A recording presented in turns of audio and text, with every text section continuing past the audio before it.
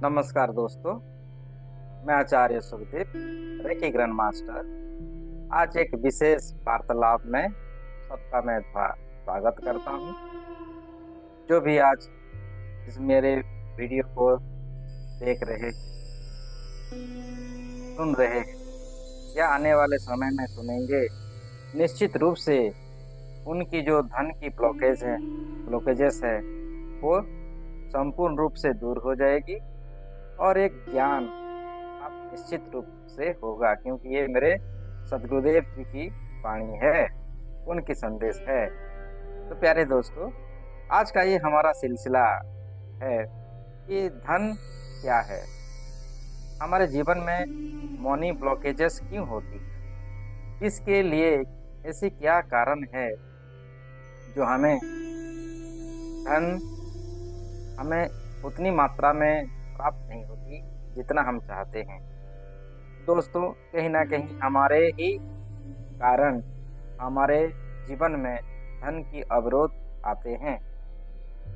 कहीं ना कहीं, कभी ना कभी किसी से भी हम धन को लेके नकारात्मक शब्दों का प्रयोग करते हैं। इसके कारण हमारे ओरा में, हमारे आभा मंडल में, हमारे चक्रास में धन को लेके ब्लॉकेजेस क्रिएट होती है और ये हमारे जीवन भर रहती है। तब तक रहती है जब तक कि हमें इसका सही ज्ञान या सही प्रकार से हम ध्यान में नहीं आते और हम प्रयत्न नहीं करते कि ये ब्लॉकेजेस हटे। इसीलिए दोस्तों, हम मेहनत तो बहुत करते हैं, लेकिन उतनी ज़्यादा जितना हम मेहनत करते हैं ना, उतनी मात्रा में हम धन को आकर्षित नहीं कर पाते। यही विशेषता है कि हम गरीब से गरीब बनते जाते हैं, लेकिन जो धन को लेके हमेशा सकारात्मक रहते हैं, हमेशा पॉजिटिविटी में रहते हैं, सकारात्मक शब्दों का प्रयोग करते हैं ना, उन लोगों को हमेशा धन, दौलत, शहरत, यश, ख्याति मिलते ही रहता है। अब देखे होंगे समाज में जो प्रतिष्ठित व्यक्ति होते हैं वो कितने कूल होते हैं, हमेशा उसी मिजाज के ही रहते हैं और धन को लेके कभी भी वो नकारात्मक शब्दों का प्रयोग नहीं करते। तो चलिए सुनते हैं। धन है पर पंख, देता जीवन को उड़ान। जी हाँ दोस्तों, धन है पंख और देता जीवन को उड़ान। धन से साहस, धन से बुद्धि, धन से कामना पूर्ति और धन से ही धर्म है। कैसा है, सुनिए। हमारे जीवन में धन तो सबके लिए आवश्यक है। धन को जीवन का आधार कहा जाए तो गलत नहीं होगा, है ना? ठीक है ना? बिना धन के सब कुछ रुक जाता है। अगर हमारे पास धन नहीं रहता तो कैसे हम लोग टेंशन में आ जाते हैं, चिंतन नहीं कर पाते हैं, परिवार में झगड़े होते हैं। क्यों? क्योंकि हमारे पास धन नहीं होता, जो चाहे वो खरीद नहीं पाते और हमारे जीवन को अंकुश लगाते हैं। ठीक है ना? बिना धन के सब कुछ रुक जाता है। यहाँ तक कि धर्म, काम, मोक्ष भी धन से ही मोक्ष के द्वार खुलते नहीं हैं, तो उन्हें खटखटाया अवश्य जाता है। जन्म से लेके मरण तक हर समय धन आवश्यक है मेरे प्यारे दोस्तों। इसीलिए हम हमेशा आज से एक संकल्प लेंगे कि धन को लेके कभी भी नकारात्मक शब्दों का प्रयोग हमारे जीवन में नहीं करेंगे। हमेशा सही शब्दों का चयन करते हुए सही शब्दों का हम प्रयोग करेंगे। उस धन की जिसकी हमें आजीवन जरूरत रहती है एवं जिसके बिना जीवन रुक जाता है, उसके लिए हमारी मानसिकता में अति विरोधाभास है। इस विरोधाभास का परिचायक मुहावरे बन गए। बहुत सारे मुहावरे हैं धन को लेके, जैसे रुपया हाथ का मैल है, या फिर बिहारी कवि का दोहा, बिहारी कवि का दोहा है, सुनेंगे क्या कहते हैं। कनक कनक ते सो गुनी, मादकता अधिक आय, वा रखाय बेराय जग, या पाए वो राय। कबीर जी का दोहा है। कनक कनक से सो सुनी, कनक कनक से सो गुनी, मादकता अधिकाय, वा खाए बोराय जग, या पाए बोराय।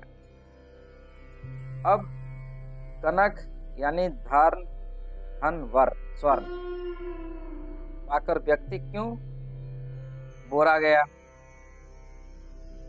यह बात समझना अति दुर्लभ है। आज तक ऐसा कौन हुआ जिसे धन बुरा लगा हो?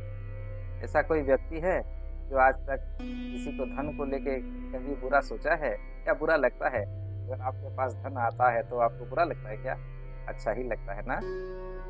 धनवान व्यक्ति के वैभवशाली जीवन की झलकियां देखकर कहीं ना कहीं मन में इच्छा की एक तरंग अवश्य फूटती है कि काश हम भी ऐसा जीवन जी पाते। लेकिन फिर भी हम सबका धन के प्रति दोहरा नजरिया है। इसका ज्वलन उदाहरण उपहार है। जी हाँ दोस्तों, आपने देखा होगा कोई व्यक्ति अगर आपके लिए कोई उपहार देते हैं ना, तो हमारे मुख में क्या शब्द निकलता है? अरे इसकी क्या जरूरत थी। हो गया ना ब्लॉकेज। क्योंकि उपहार भी तो एक धन है। देखिए, हम कितना स्मार्ट हैं, फिर भी हम कहते हैं ना, कोई अगर हमें उपहार देता है तो हम क्या कहते हैं? अरे इसकी क्या जरूरत है। लेकिन मन में लेते हैं, मन में लालच होता है ना। तो इसीलिए इस प्रकार का नकारात्मक शब्दों का हम अपने जीवन में नहीं करेंगे। थैंक यू कहेंगे, ग्रेटिट्यूड देंगे, अरे वाह थैंक यू, आप हम मेरे लिए इतना कीमती उपहार ले आए, इसके लिए हम जैसे धन्यवाद, ऐसा करेंगे ना। जब हमें कोई उपहार मिलता है तो खुशी मिलना स्वाभाविक है, लेकिन फिर भी अधिकांश लोग का पहला वाक्य उपहार मिलने पर होता है कि इसकी क्या आवश्यकता थी। ये हमारे लिए एक नकारात्मक शब्द है धन को लेके। क्यों नहीं हम खुलकर धन्यवाद कहते एवं खुले मन से उपहार स्वीकार करते हैं? क्यों नहीं करते? करना चाहिए। धन को लेकर हमारी मानसिकता इतनी खंडित क्यों है? धन्यवाद कहकर हम अपने जीवन में धन धान्य और सामान्य के आगमन अथवा धन के आगमन के मार्ग को प्रशस्त करते हैं। प्रयत्न करना चाहिए कि हमें हमेशा पॉजिटिव शब्दों का उच्चारण करना चाहिए। संभवतः इसी कारण हमारे जीवन में धनाभाव एवं उसके जुड़ी हुई भावनाएं जैसे ईर्ष्या, जलन उत्पन्न होती है। धन को मूलतः कमाना पड़ता है। कुछ लोगों को धन पैतृक संपत्ति में प्राप्त होते हैं, लेकिन वह कभी भी पर्याप्त नहीं होता है। धन कमाना पड़ता है मेरे प्यारे दोस्तों, धन इनकम करना पड़ता है। अगर हमें पैतृक संपत्ति भी मिले फिर वो भी काफ़ी नहीं होता, क्योंकि जीवन तो हमेशा नए नए फलों का आगमन करता है ना, नए नए सिचुएशंस क्रिएट करते हैं। तो इसी प्रकार से हमें धन बहुत ही आवश्यक है। इसलिए यह मुहावरा बना है। एक मुहावरा सुनते हैं। पुत सपुत तो धन काहे का संचय, पुत सपुत तो धन काहे का संचय, पुत कपुत तो धन काहे का सचे,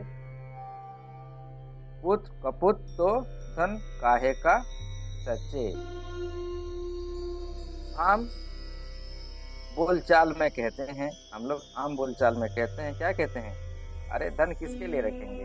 अगर बेटा अच्छा है ना तो वो तो कमा लेगा। अगर बेटा की संगत खराब है ना तो जितना धन देंगे वो तो खर्च कर लेगा, एक मुहावरा है। मतलब हम ऐसे भी बोल सकते हैं, ये आम बोल है।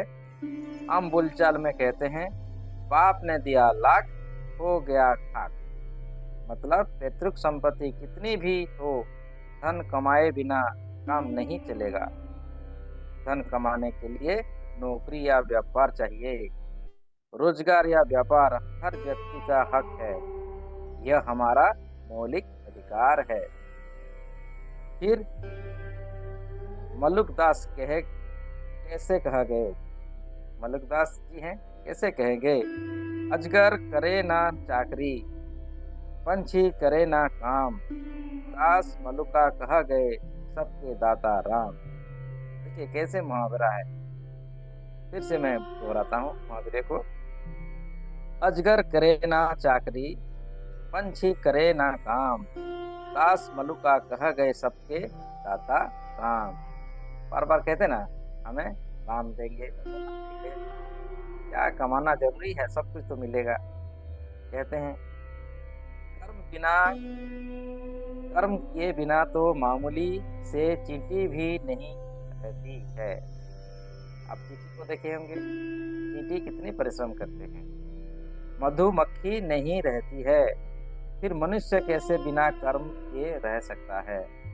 मानव है, हमें तो ज्यादा कर्म करना चाहिए, क्योंकि भगवान का सबसे सर्वश्रेष्ठ क्रिएटर हमारी मानवता को है। मनुष्य जन्म सबसे मूल है, सबसे उच्च कोटि माना गया है, क्योंकि हम जैसे जैसे रहते हैं, बोलते हैं, चल चल फिर पाते हैं, अन्य जीव नहीं कर पाते। तो एक चींटी भी अगर परिश्रम करता है ना, उसके लिए मधुमक्खी भी करते हैं ना, हम मानवता को करना नहीं चाहिए क्या? कर्म करना चाहिए मेरे प्यारे दोस्तों। कर्म अर्थात धन की कमाई। बिना धन कमाए ये लोक या परलोक भी पार नहीं लगेगा। भारतीय धर्म में वैतरणी का सिद्धांत है। यह माना गया है कि वैतरणी के नाप में जीवन काल में व्यक्ति द्वारा किए गए दान का पुण्य जमा होता है, जो उस लोक के में उसका सहभागी बनता है। या बिना धन कोई दान कर सकता है?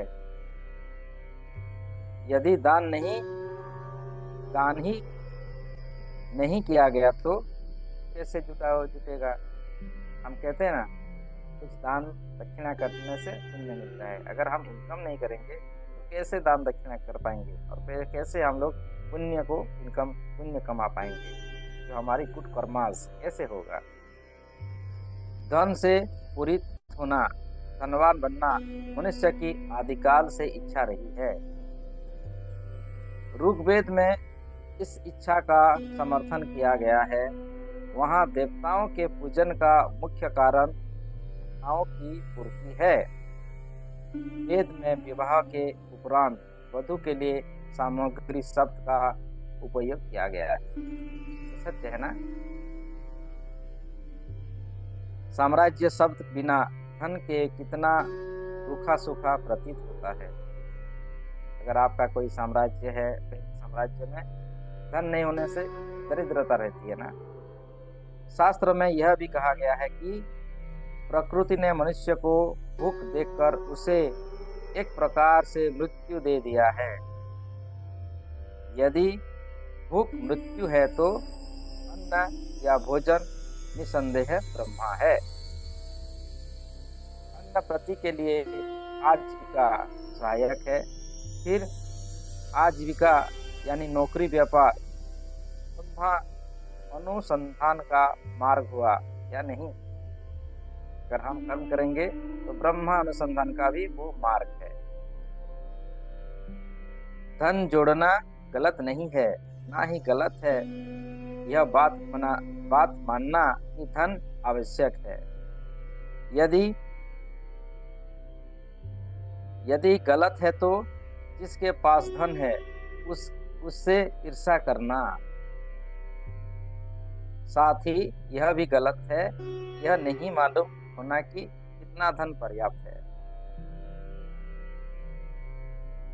शायद इसलिए यह मुहावरा बना। धन को लेके और एक मुहावरा सुनते हैं।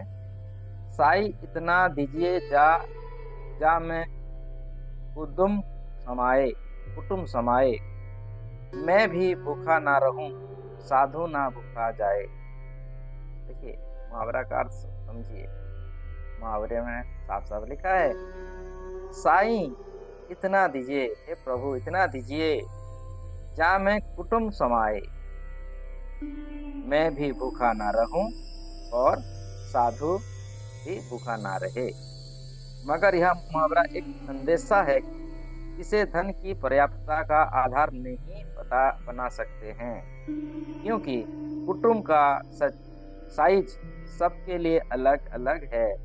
जो अकेला है उसके लिए वही कुटुंब है, किसी के लिए पूरा संयुक्त परिवार कुटुंब है, किसी के लिए कुटुंब का हिस्सा उसका मोहल्ला है, गांव है, गुरु भाई बहन।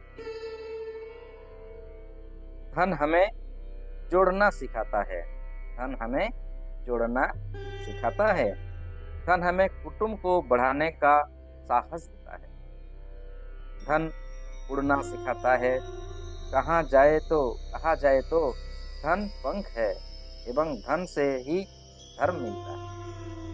अगर आपके पास धन है, मनी है, पैसा है, तो आप पूरे ब्रह्मांड का सफर आसानी से कर सकते हैं। तो इसीलिए कहा गया है प्यारे दोस्तों, धन पंख है। पंछी जैसे पंख के सहायता से उड़ पाते हैं, हम भी धन की सहायता से पूरे देशों में उड़ पाएंगे, पूरे देशों नगर में जा पाएंगे।